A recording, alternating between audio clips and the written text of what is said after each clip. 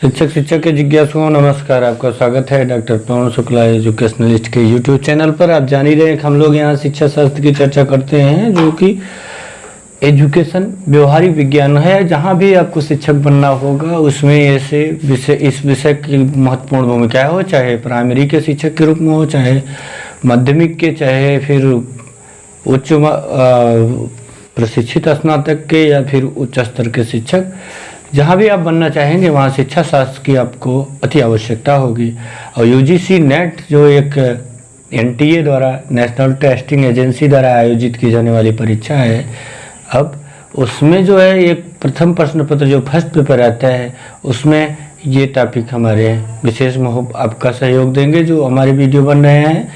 इसमें आज का जो वीडियो है उसका अंक है educational research criteria and field. जो रिसर्च है उसको तो आपने जाना है कि उस रिसर्च का मतलब है कि उसके द्वारा ज्ञान को प्राप्त करना एक सिस्टमेटिक वे में। अब एजुकेशनल रिसर्च क्या हो गया? एजुकेशनल रिसर्च जो है उसी रिसर्च का जो एक व्यवहारिक पक्ष है, उसको शिक्षा, क्योंकि व्यवहारिक विषय है, शिक्षा शास्त्र एक व्यवहार का विज्ञान है, इसको आप जानते हैं। तो उस व्यवहार के विज्ञान को, व्यवहार के विज्ञान में जो अनुसंधान लागू किया जाए कि यानी जो व्यवहार के विज्ञान से संबंधित समस्याएं हैं, उन समस्याओं का समाधान करने के लिए जब वैज्ञानिक विधियों का उपयोग किया जाता है तो ये एजुकेशनल रिसर्च यानी शैक्षिक अनुसंधान कहलाता है। और उसका जो, अब इसके बारे में थोड़ा देख लेते हैं कि जो शिक्षा में आपका वैज्ञानिक अनुसंधान है, वैज्ञानिक विधि है, उसके प्रयोग का श्रेय 1897 ईस्वी में शैक्षिक अनुसंधान के अग्रदूत, जिन्हें पायनियर ऑफ एजुकेशनल रिसर्च कहा जाता है। कई बार प्रश्न नेट में आया है ये कि Pioneer of educational research, Pioneer का मतलब अग्रदूत कौन है। जो अग्रदूत के संदर्भ में आपका प्रश्न आया कि शैक्षिक अनुसंधान के अग्रदूत कौन है, तो आप निसंकोच बताइएगा जे.एम. राइस। ये आपका करेक्ट आंसर है। जे.एम. राइस 1897 में जे.एम. राइस जो थे, उन्होंने वैज्ञानिक विधि का जो प्रयोग करने का श्रेय उन्हें दिया गया था। और उन्होंने ये बताया कि जो रिसर्च है उस रिसर्च को एजुकेशन में कैसे प्रयोग करके हम एजुकेशन को और अधिक मॉडिफाई कर सकते हैं और अधिक बेस्ट बना सकते हैं। ये जो उसकी प्रक्रिया है एजुकेशन की, वो प्रक्रिया का जो गोल है वह गोल है मॉडिफिकेशन ऑफ बिहेवियर। तो मॉडिफिकेशन ऑफ बिहेवियर एक कोई जो है थ्योरेटिकल चीज़ नहीं है कि आप उसको थियरी में रखी हुई है, ये एक बिहेवियरल कंसेप्ट है, एक व्यवहारिक प्रत्यय है। तो इस व्यवहारिक प्रत्यय का जो इसमें जो साइंस का, जो विज्ञान की विधि का उपयोग किया गया, इसका जो श्रेय है वह 1897 ईस्वी में शैक्षिक अनुसंधान के जो अग्रदूत कहे जाते हैं। मैंने बताया आपको, ये प्रश्न बार बार आता है कि एजुकेशनल रिसर्च के पायनियर कौन है। पायनियर माने अग्रदूत कौन है, तो आप जे.एम. राइस का नाम लिखिएगा, इसको याद रखिए।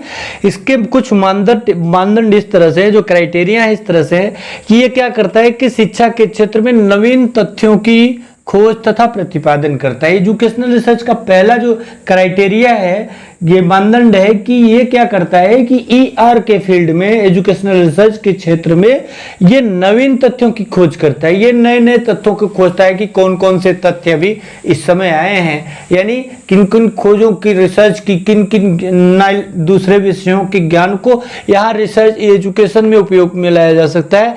तो एजुकेशन रिसर्च के क्षेत्र में नवीन तथ्यों के खोज में और उसके प्रतिपादन में खोज भी करता है कि जो बना बनाया मिल जाए, और उसको बनाता भी है, यानी उसको एक स्टेबिलिटी, उसको प्रतिस्थापित भी करता है।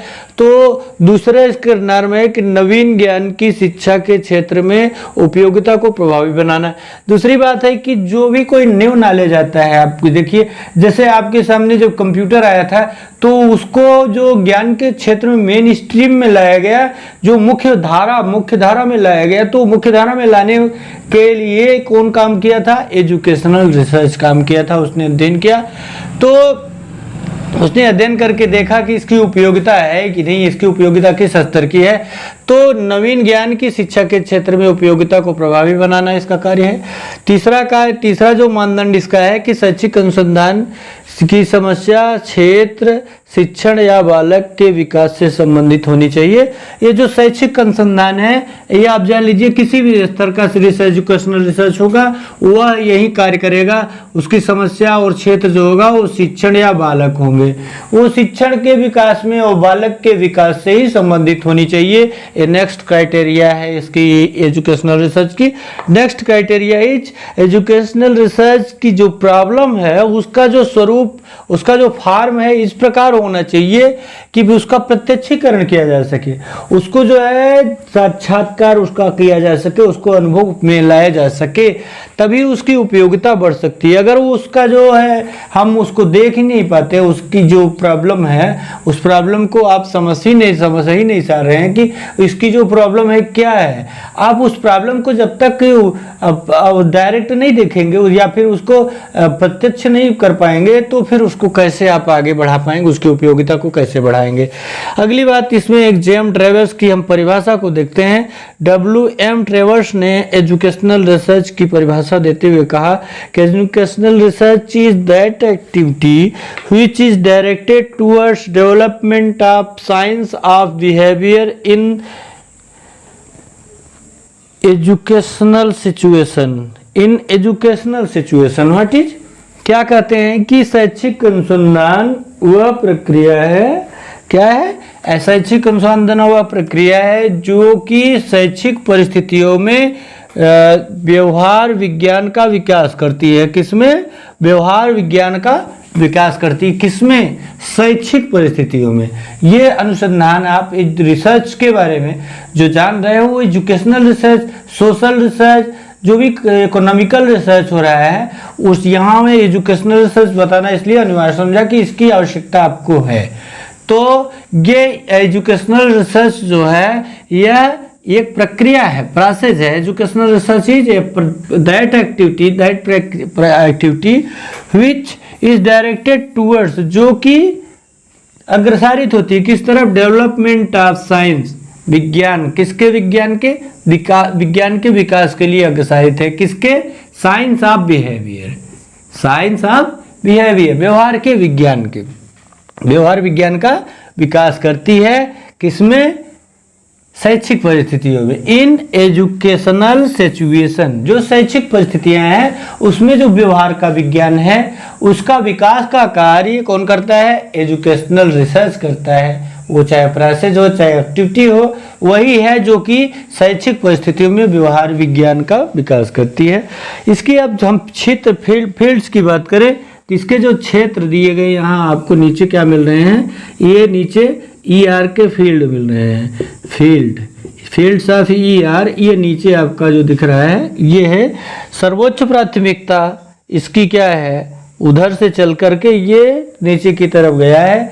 सबसे पहली प्राथमिकता है निरौपचारिक शिक्षा की, निरौपचारिक शिक्षा सबसे पहली प्राथमिकता एजुकेशनल रिसर्च के निरौपचारिक शिक्षा की। दूसरी प्राथमिकता है औपचारिक शिक्षा की, जो फॉर्मल एजुकेशन है। फॉर्मल एजुकेशन आप जानते हैं ना, फॉर्मल एजुकेशन में आप अगर चाहें तो मेरा जो है एजेंसीज ऑफ एजुकेशन शिक्षा के अभिकरण वाला वीडियो देखेंगे यूट्यूब पर, ये इसी चैनल पर मेरे, तो आपको यहाँ औपचारिक शिक्षा, निरौपचारिक शिक्षा और अनौपचारिक शिक्षा तीनों की बातें अच्छी तरह से समझ में आ जाएंगी। तो यहाँ औपचारिक शिक्षा में शिक्षा कब, कैसे, क्यों, किससे दी जानी चाहिए, क्या पाठ्यक्रम होगा, कहाँ दी जानी चाहिए, कौन लेगा, कौन पढ़ेगा, सब तय होता है, औपचारिक शिक्षा होती है। इसके पहली प्राथमिकता निरौपचारिक शिक्षा की है एजुकेशनल रिसर्च की। उसके बाद दूसरी प्राथमिकता यह, इसके बाद औपचारिक शिक्षा है। औपचारिक शिक्षा के बाद ये प्राथमिक शिक्षा पर बल देता है। प्राथमिक शिक्षा के बाद ये माध्यमिक शिक्षा की बात करता है, उससे संबंधित जो समस्याएं हैं उनको खोजता है। और माध्यमिक शिक्षा के बाद अध्यापक शिक्षा की समस्याओं को खोजता है। और इसके आगे वो बढ़ता है तो जो टेक्निकल एजुकेशन है, प्राविधिक शिक्षा, उसके बारे में, और उसके आगे और जो भी फील्ड हैं जहाँ भी ER को आप लगाना चाहते हैं एजुकेशनल रिसर्च को, वहाँ वो समस्याओं का समाधान करता है। तो ये तो क्षेत्र हो गए।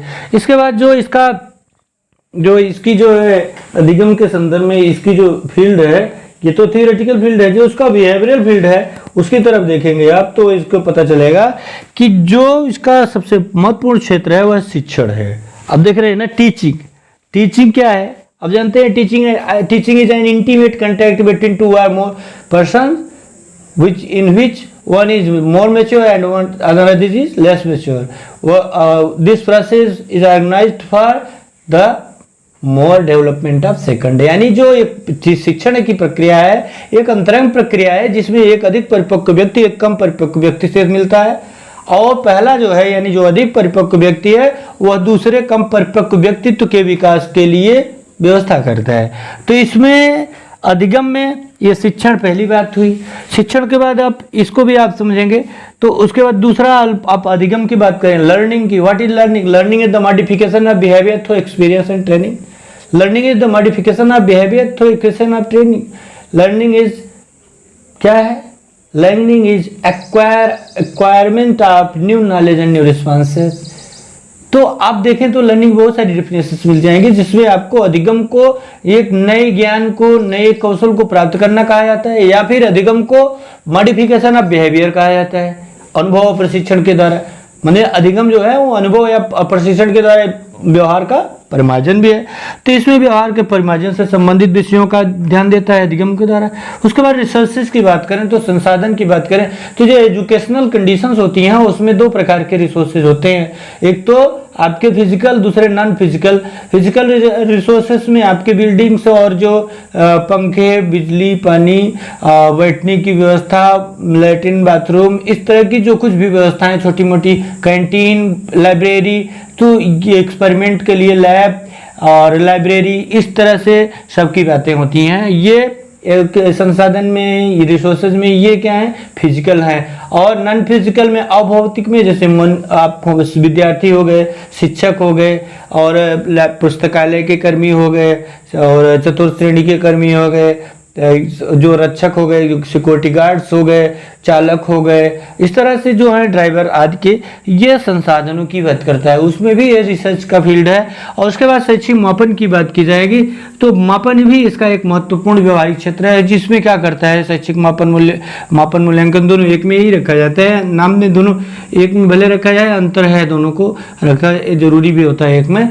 मापन जो है measurement, educational measurement and educational evaluation क्या है कि एजुकेशनल मेजरमेंट एक क्वांटिटेटिव रिजल्ट देने वाला प्रोसेस है, और एजुकेशनल इवैल्यूएशन जो है वो क्वालिटेटिव रिजल्ट देता है। क्योंकि आप जानते हैं मेजरमेंट, मापन जो होता है वो मात्रात्मक होता है, और इवैल्यूएशन जो होता है यानी जो मूल्यांकन होता है वो गुणात्मक होता है। यहाँ आप किसी मात्रा का निश्चित आकलन कर सकते हैं, लेकिन यहाँ मूल्यांकन नहीं कर सकते। जैसे उदाहरण के लिए कि आपको बता दिया गया कि इस घड़ी में इस समय कितने बजे हैं, देख रहे हैं आप, 10:55, 9:55 हो रहे हैं। कितने? 9:55 हो रहे हैं। कि ये मापन है, लेकिन अभी ये घड़ी समय बताती है, कैसी है, क्यों है, तमाम चीज़ों का जो मूल्यांकन किया जाएगा तो वहाँ क्वांटिटेटिव रिजल्ट नहीं आएगा, वहाँ क्वालिटेटिव रिजल्ट आएगा। तो शैक्षिक मापन और मूल्यांकन भी शिक्षा के क्षेत्र में हमेशा आवश्यक है, और इसमें एजुकेशनल रिसर्च अपने लिए नए नए सिद्धांत, नए तरीके, नए सिद्धांत, नए नियम बनाने का रिसर्च उपयोग करता रहता है, खोजता रहता है। अगला है शैक्षिक नियोजन। Educational planning is the best way to guard the result according to society. जो शैक्षिक नियोजन है वो समाज के अनुसार, जो समाज लक्ष्य रखता है कि किस तरह से उसको परिणाम चाहिए, उसके अनुसार परिणाम पाने के लिए आप देखिए किसी भी राष्ट्र की जो भी शिक्षा व्यवस्था होती है वो पहले प्लानिंग होती है। जैसे आपके यहाँ पंचवर्षीय योजना चलती है, उसमें भी पंचवर्षीय योजनाओं में सरकार की जो पंचवर्षीय योजना चलती है उसमें शिक्षा के संदर्भ में कुछ ना कुछ विशेष रहता है और उसका अनुपालन किया जाता है। तो वो प्लानिंग है, वो एजुकेशनल प्लानिंग है, उस शैक्षिक नियोजन को लागू किया जाता है। इसके बाद बात करें तो लास्ट है शैक्षिक प्रशासन। शैक्षिक प्रशासन यानी एजुकेशनल एडमिनिस्ट्रेशन। एजुकेशनल एडमिनिस्ट्रेशन का मतलब है शैक्षिक प्रशासन, जो कैसे आप जो शिक्षा की प्रक्रिया को चला रहे हैं, संस्थागत तरीके से चला रहे हैं या फिर आप दूरस्थ चला रहे हैं, किसी भी प्रकार से औपचारिक, निरौपचारिक, अनौपचारिक रूप से जो आप सीखने सिखाने की प्रक्रिया, जो उत्थान की प्रक्रिया, ओरिएंटेशन की प्रक्रिया, जो सोसाइटी को आगे बढ़ाने का जो प्रोसेस है वो आप चला रहे हैं, तो उसको कैसे चलाएंगे, इस प्रश्न का उत्तर शैक्षिक प्रशासन के पास है। और ये एजुकेशनल एडमिनिस्ट्रेशन ही बताता है कि आप कैसे, कब, कहाँ, क्या करेंगे। तो इस तरह से ER की, एजुकेशनल रिसर्च की क्राइटेरिया और फील्ड को हमने देखा। जो बातें आपको कहना हो, पूछना हो, आप कहिए। आपका स्वागत है, कमेंट बॉक्स में आइए। चैनल लाइक, शेयर, सब्सक्राइब अवश्य कर लें। धन्यवाद, नमस्कार।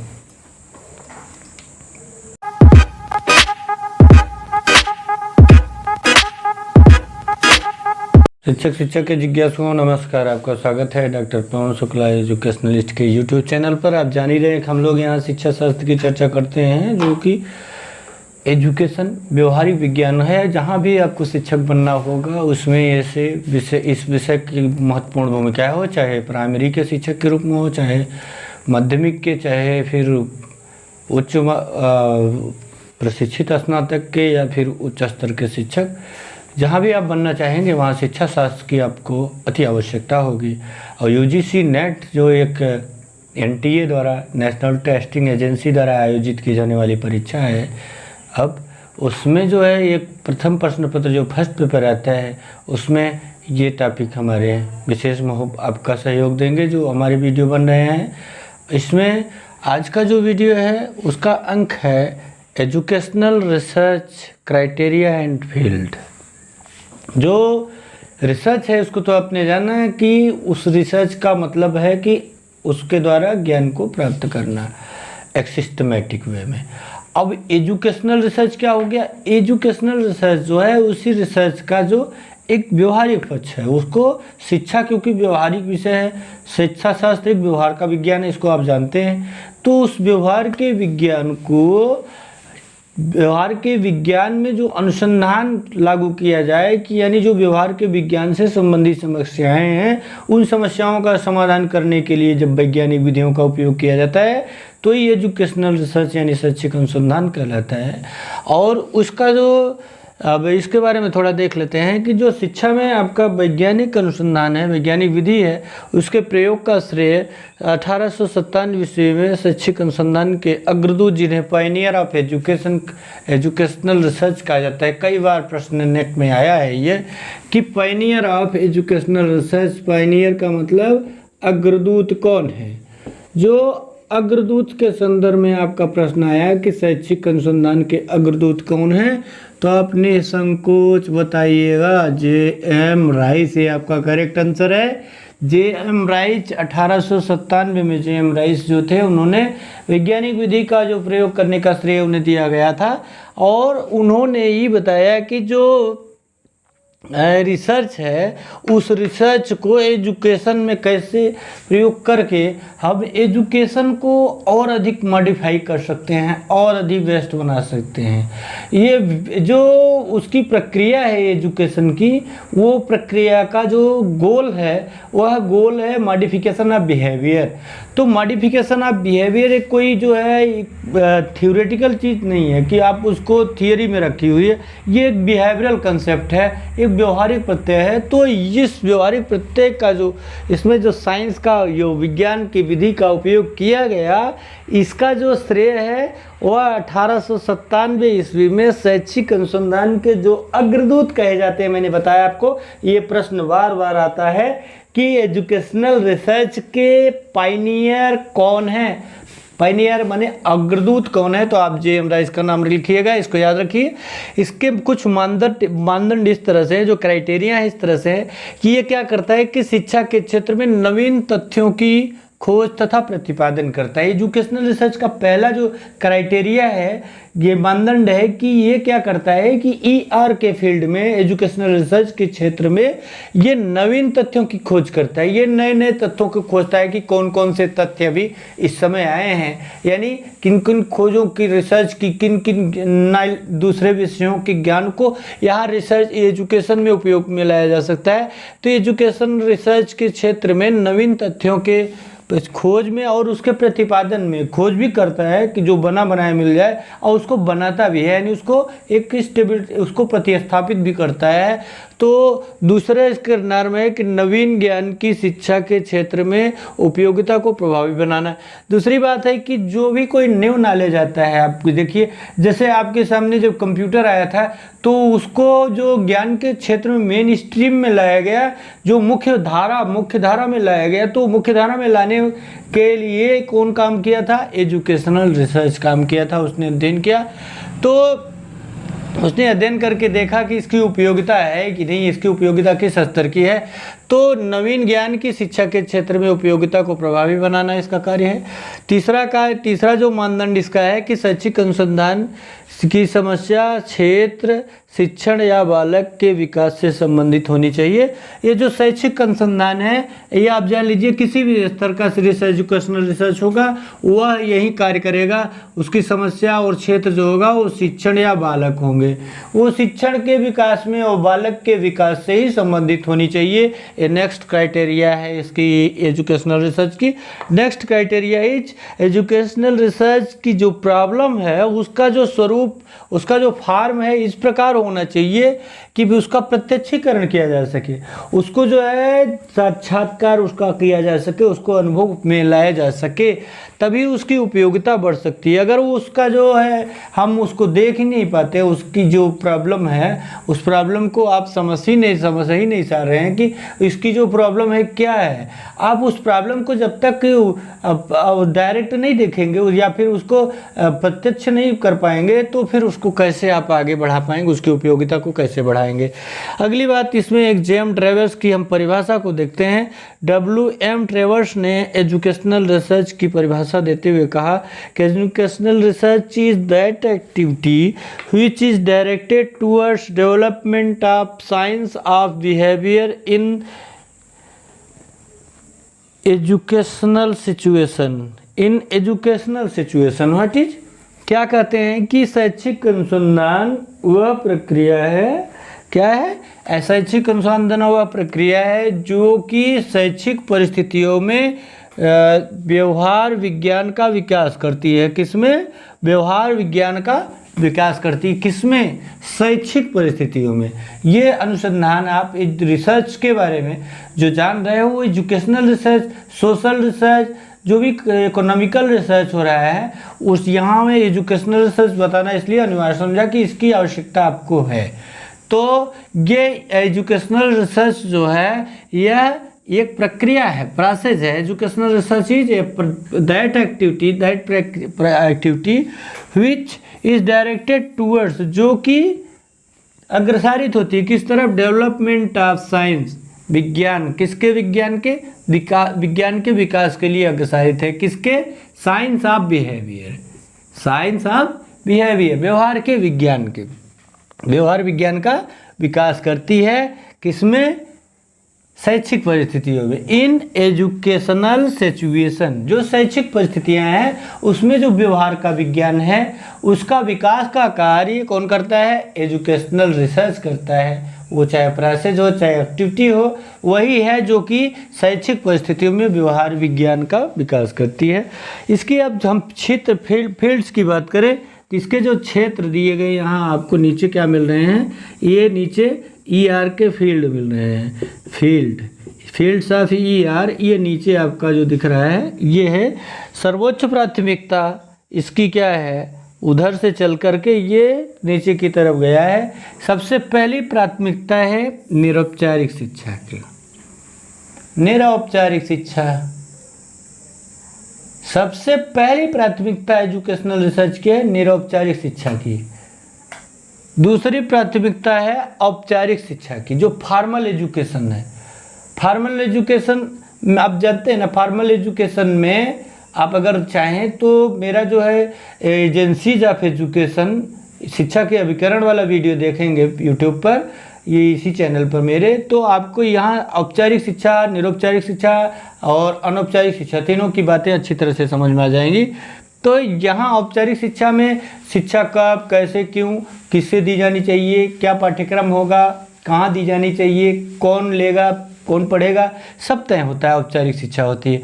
इसके पहली प्राथमिकता निरौपचारिक शिक्षा की है एजुकेशनल रिसर्च की। उसके बाद दूसरी प्राथमिकता यह, इसके बाद औपचारिक शिक्षा है, औपचारिक शिक्षा के बाद ये प्राथमिक शिक्षा पर बल देता है, प्राथमिक शिक्षा के बाद ये माध्यमिक शिक्षा की बात करता है, उससे संबंधित जो समस्याएं हैं उनको खोजता है, और माध्यमिक शिक्षा के बाद अध्यापक शिक्षा की समस्याओं को खोजता है, और इसके आगे वो बढ़ता है तो जो टेक्निकल एजुकेशन है, प्राविधिक शिक्षा, उसके बारे में, और उसके आगे और जो भी फील्ड हैं जहाँ भी ER को आप लगाना चाहते हैं एजुकेशनल रिसर्च को, वहाँ वो समस्याओं का समाधान करता है। तो ये तो क्षेत्र हो गए। इसके बाद जो इसकी जो है अधिगम के संदर्भ में इसकी जो फील्ड है, ये तो थियोरेटिकल फील्ड है, जो उसका बिहेवियरल फील्ड है उसकी तरफ देखेंगे आप तो इसको पता चलेगा कि जो इसका सबसे महत्वपूर्ण क्षेत्र है वह शिक्षण है। अब देख रहे हैं ना टीचिंग, टीचिंग क्या है? अब जानते हैं teaching is an intimate contact between two or more person which in which one is more mature and another is less mature. This process is organized for the more development of second. यानी जो शिक्षण की प्रक्रिया है एक अंतरंग प्रक्रिया है जिसमें एक अधिक परिपक्व व्यक्ति एक कम परिपक्व व्यक्ति से मिलता है, और पहला जो है यानी जो अधिक परिपक्व व्यक्ति है वह दूसरे कम परिपक्व व्यक्तित्व के विकास के लिए व्यवस्था करता है। तो इसमें अधिगम में ये शिक्षण पहली बात हुई। शिक्षण के बाद आप इसको भी आप समझेंगे तो उसके बाद दूसरा आप अधिगम की बात करें, लर्निंग की। What is learning? Learning is the modification of behaviour through experience and training. Learning is the modification of behaviour through experience of training. Learning is क्या है? Learning is acquirement of new knowledge and new responses. तो आप देखें तो learning बहुत सारी definitions मिल जाएंगी जिसमें आपको अधिगम को एक नए ज्ञान को नए कौशल को प्राप्त करना कहा जाता है, या फिर अधिगम को मॉडिफिकेशन ऑफ बिहेवियर कहा जाता है अनुभव और प्रशिक्षण के द्वारा। माने अधिगम जो है वो अनुभव या प्रशिक्षण के द्वारा व्यवहार का परिमार्जन भी है। तो इसमें व्यवहार के परिमार्जन से संबंधित विषयों का ध्यान देता है अधिगम के द्वारा।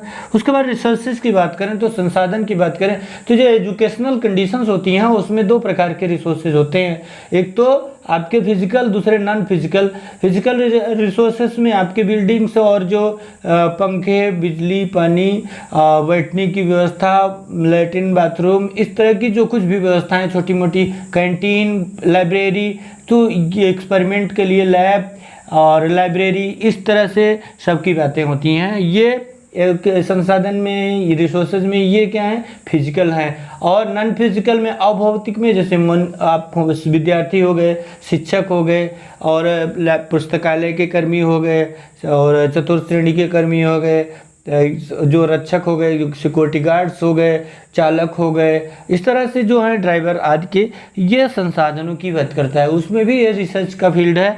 और उसके बाद शैक्षिक मापन की बात की जाएगी तो मापन भी इसका एक महत्वपूर्ण व्यवहारिक क्षेत्र है, जिसमें क्या करता है शैक्षिक मापन मूल्यांकन दोनों एक में ही रखा जाता है। नाम में दोनों एक में भले रखा जाए, अंतर है, दोनों को रखा जरूरी भी होता है एक में।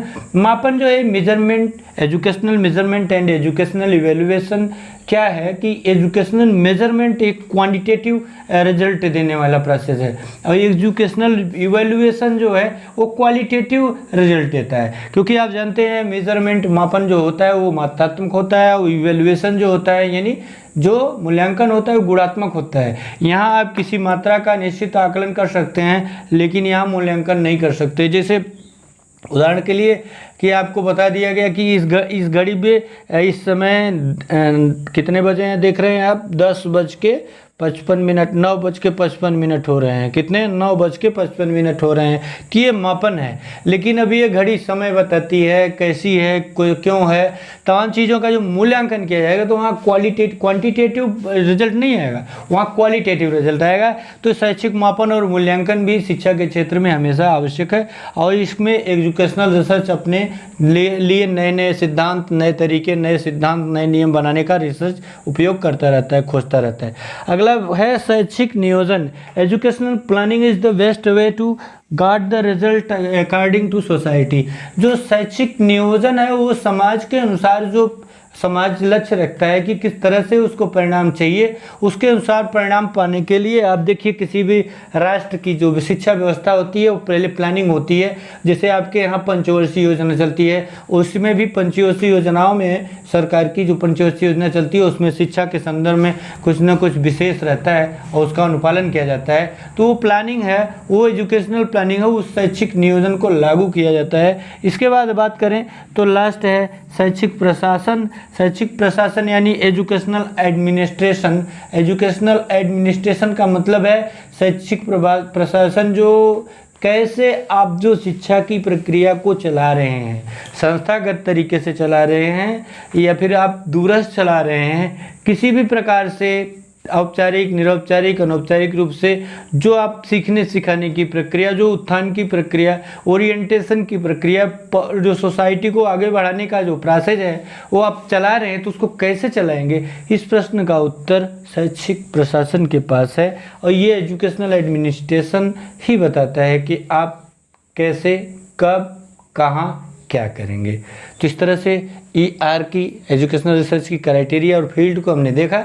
जो बातें आपको कहना हो, पूछना हो, आप कहिए, आपका स्वागत है। कमेंट बॉक्स में आइए, चैनल लाइक शेयर सब्सक्राइब अवश्य कर लें। धन्यवाद, नमस्कार।